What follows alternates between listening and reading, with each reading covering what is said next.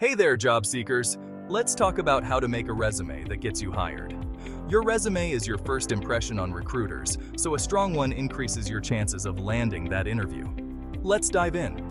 First up, why a good resume matters. Think of your resume as your personal marketing tool. It's got to grab attention and show why you're the perfect fit for the job. A well-crafted resume can truly set you apart from the competition. Now onto the key sections. Start with your contact information at the top. Make sure it's up to date. Next, add a summary. This is a brief snapshot of who you are and what you bring to the table. Then, list your skills. Focus on those that are relevant to the job you're applying for. Your experience section should highlight your previous roles, but here's the trick. Use bullet points and action verbs. Show measurable achievements like increased sales by 20% or led a team of 5. Formatting is crucial. Keep the layout clean and simple. Avoid long paragraphs. Recruiters spend just a few seconds scanning each resume. Bullet points are your friend.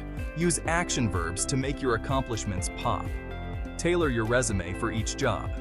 Yep, this means tweaking it every time you apply. Align your resume with the job description and required skills.